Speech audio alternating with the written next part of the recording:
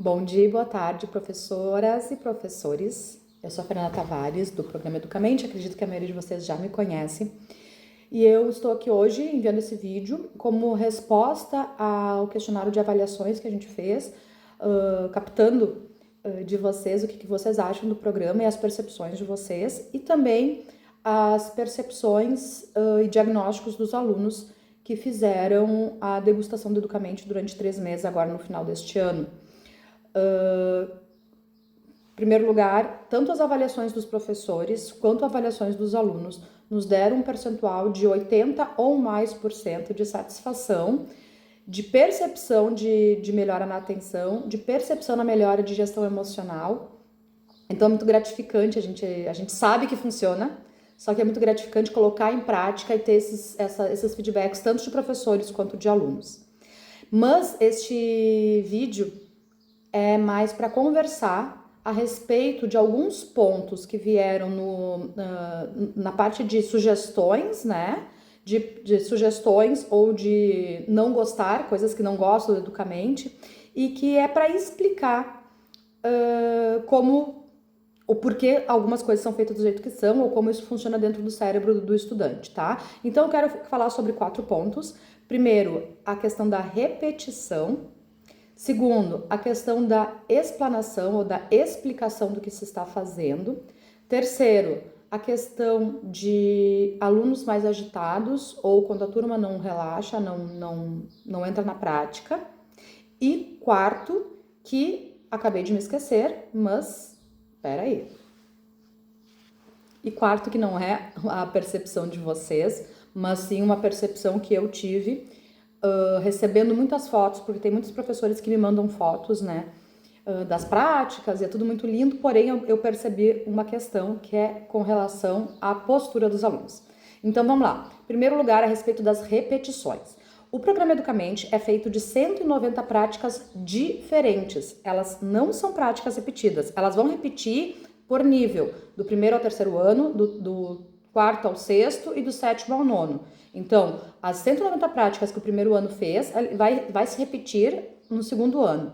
O que acontece é que, como é um programa diário, as práticas vão tendo pequenas mudanças para que se vá construindo o aprendizado de cada uma das práticas. São 5, são 7, poucas vezes são mais de 10 minutos por dia. Então, por mais que pareça repetitivo, muitas vezes a forma como eu recebi escrito essa queixa ou essa observação vinha mais, soava mais ser uma queixa do professor e não dos alunos. Por que é importante essa repetição?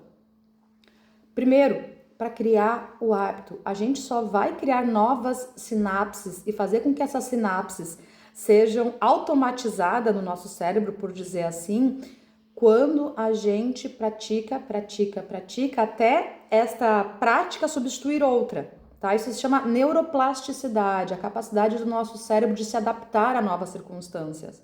Só que isso aí precisa de treino, e esse treino é diário. São 21 dias de respiração no 1º semestre e 20 dias no 2º semestre. Se for pensar assim, não é nem tanto, né? Mesmo porque essa questão de práticas durante 21 dias cientificamente não é nem real. A gente deveria praticar mais, repetir mais vezes uma prática até chegar à excelência.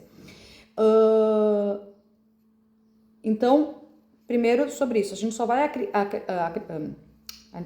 adquirir a capacidade de utilizar essas ferramentas que a gente está aprendendo, ou os alunos estão aprendendo, no momento que se treinar e se fixar dentro do cérebro como uma nova forma de ver o mundo, como uma nova forma de reagir frente aos hábitos. Isso quer dizer que quando o aluno está lá fora da escola, num momento difícil, frente a alguma dificuldade, e não está treinando com o Educamente, ele vai conseguir acionar essa ferramenta que ele quer. Então, começa a fazer sentido a questão da repetição, sem contar que a repetição no cérebro cria ocitocina, que é um dos hormônios do bem-estar. Também por gerar segurança, que isso é a segunda coisa que a gente vai falar. Então,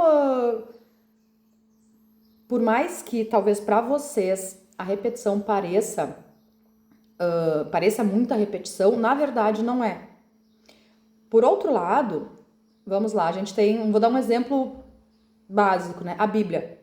A Bíblia é um livro super longo, obviamente, porém ele é lido todos os dias, uma parte ou outra, no culto, há quantos anos? Há quantos mil anos, não é mesmo? A gente, quando lê um livro 2 ou 3 vezes, a gente começa a perceber partes dos livros que a gente não tinha percebido. Vídeos que nos ensinam alguma coisa. Quando a gente vê esses vídeos mais vezes, cada vez a gente capta alguma coisa diferente. Eu sou uma pessoa, eu faço um devocional de 40 dias, tá? E eu já tô repetindo ele pela 5ª vez. Então, cada vez eu aprendo alguma coisa diferente. A mesma coisa com um audiobook que eu escuto, que por sinal eu indico, que se chama Como Se Tornar Sobrenatural. Esse audiobook também, eu escuto ele, eu já tô na 4ª vez que eu tô escutando ele, e cada vez eu também percebo alguma coisa diferente. Principalmente porque a gente tá escutando, certo? E a gente aprende de várias formas diferentes. Então a repetição vem para o bem, tá? Tem um propósito de ser repetido e é um programa automatizado, então que todos os dias a gente faz alguma coisinha. Um outro exemplo que eu dou é o seguinte: na aula de educação física, o professor explica sobre vôlei, faz partidinhas de vôlei, sabe as regras, os alunos conseguem dar uma jogadinha de vôlei. Mas para uma competição, só vão conseguir vencer ou, né, se classificar ou estar preparados para uma competição os alunos que fazem parte da equipe de vôlei, que treinam mais vezes por semana, além dessas poucas vezes na educação física, por exemplo. Então é isso que a gente quer que os nossos alunos tenham essas habilidades prontas para eles tirarem do seu cinto de poderes sempre que eles precisarem, sem precisar de auxílio de ninguém. E isso a gente só faz através da repetição. O segundo ponto é sobre algumas pessoas falaram que algumas meditações são mais longas. As meditações mais longas são principalmente da parte de emoções e autocompaixão. E principalmente na primeira etapa, porque a gente precisa de uma introdução, a gente precisa dar uma explicadinha melhor no que está acontecendo. Por que então elas são um pouco mais longas? Por causa dessa explicação. E por que essa explicação é necessária? Além do óbvio, né, que a gente precisa dizer o porquê que a gente está fazendo essas coisas, por que a gente vai parar para respirar, por que a gente vai perceber a raiva no corpo, etc. Explicar para uma criança o que vai acontecer em seguida e por que ela está fazendo alguma coisa gera segurança dentro do cérebro. E um cérebro que está seguro é um cérebro que aprende. Então, isso é importante a gente lembrar sempre e principalmente nas práticas de meditação. O cérebro, para aprender, ele precisa estar seguro. As práticas de mindfulness, essa neuroplasticidade que a gente está gerando nos alunos, elas servem para a gente desativar a amígdala cerebral, que é a nossa resposta de defesa e que está muito, muito, muito ativada em nós, seres humanos. Então, a resposta de defesa é sobrevivência e sempre vai ser agressivo, de certa forma, seja num grito, seja numa agressão. E como ela é muito ativa no nosso cérebro, o que o mindfulness faz é desativá-la e entregar outras ferramentas para que sejam respostas mais efetivas para os momentos que a gente está vivendo. O que eu quero dizer com isso? Importante, no nosso cérebro, quando a gente está com a resposta de sobrevivência ativa, a nossa capacidade de aprendizado está desligada. Por quê? Porque ninguém consegue parar para aprender quando está no modo fuga e luta, quando tem que fugir de um predador, vamos colocar assim, sabe? Quando está com medo, ninguém consegue aprender. E isso vai nos levar para a questão de que lembrar os professores de que a gente não xinga os alunos para ficarem quietos na hora de meditação, a gente não grita com eles, a gente pede com calma, a gente tenta buscar uma outra alternativa, mas o medo que a gente impõe sobre os alunos, principalmente nesses momentos, acaba com a capacidade deles de aprender. Então ele está sentando lá mais um dia durante 7 minutos, só que ele não está aprendendo porque ele está do modo luta e fuga ativado, depois de ter levado um xingão ou alguma coisa parecida. tá? A gente sabe que os alunos vão demorar para entrar no ritmo de sentar e fazer as meditações, que eventualmente vai ter alguma risadinha, que vai ter alguma coisa, mas para isso a gente precisa ter um pouco de paciência e compreender que a modulação cerebral vem com o tempo, tá? Mas eu acho que isso é muito importante a gente saber que um cérebro com medo não aprende, porque vai ser serve para todas as matérias, né? E para todos os momentos na sala de aula. A terceira questão era justamente essa questão dos alunos agitados e de xingar os alunos, tá? Mas principalmente com alunos, o que a gente, fazendo o diagnóstico, a gente percebe que tem alguns alunos que têm uma ansiedade interna, tá? Não tô falando de hiperatividade, não tô falando das questões que hoje em dia se vê mais porque porque as crianças estão mais presas em casa, né? E sobra para a sala de aula conseguir lidar com tudo isso. Eu tô falando com coisas um pouco mais profundas. Vai existir alunos que quando a gente pede para eles respirar profundo, eles não conseguem, eles se sentem mais sem ar ainda. E isso eu digo porque conversando com os próprios alunos, tá? Que disseram que não consigo fazer as práticas do Educamente por isso. Esse tipo de aluno, a gente, de novo, não adianta xingar e pedir para eles fazerem. A gente pode pedir uma alternativa. Quando se perceber que esse aluno fica mais agitado, conversa com ele. Tu gosta de fazer isso? Tu tem problema com fazer isso? Tu sente alguma coisa diferente? E nesse caso, a gente fala para eles, olha só, não precisa então fazer. Mas fecha os olhinhos e vai contando até 10, mas né, fica quietinho neste momento, respeitando os outros colegas, ou se tiver algum outro tipo de intervenção, né? Eu sei que tem muitos alunos com autismo, a gente vê um número muito maior de alunos com autismo, mas sempre existe alguns tipos de alternativas, né, para esses alunos que vocês com certeza devem conhecer melhor que eu. E o quarto tema era sobre a postura. Todos os dias a gente... todos os dias nas práticas a gente fala sobre a postura. Coluna reta, pés no chão, as mãos sobre a cadeira ou sobre as pernas, né? Respira fundo, fecha os olhos. Porém, o que eu sempre quando eu recebo vídeos, a grande maioria dos vídeos que eu recebo, as crianças estão com a cabeça sobre a classe, tá? A gente vai adaptar o vídeo para um desenho onde mostra o personagem sentando numa postura ereta, mas aqui também fica a dica para os professores instruírem os alunos a fazerem essa postura.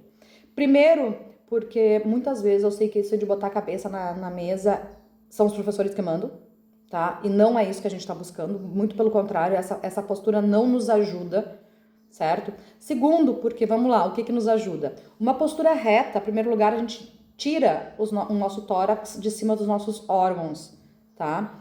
A gente consegue respirar melhor, a gente consegue fazer as respirações completas que a gente manda. Do mesmo modo, quando a gente fica com a coluna reta, relaxa os ombros, a gente está aliviando a nuca. Quando a gente está com a nuca assim presa, é tensão, a gente está com medo, a gente está se protegendo de um possível ataque, tá? Então, tudo isso é neurociência com práticas ancestrais que explicam que como a gente, lá nos primórdios, né, da existência humana, a gente... era coletor, caçador, aquela história que eu já contei para vocês. A gente continua se defendendo até hoje, né, desses predadores que não existem. Então, a coluna reta, o peito suavemente aberto, tá? Ombros relaxados e principalmente, né, as mãos com as palmas viradas para cima fazem com que o nosso corpo fale para o nosso cérebro que a gente está numa postura de atendimento e atenção.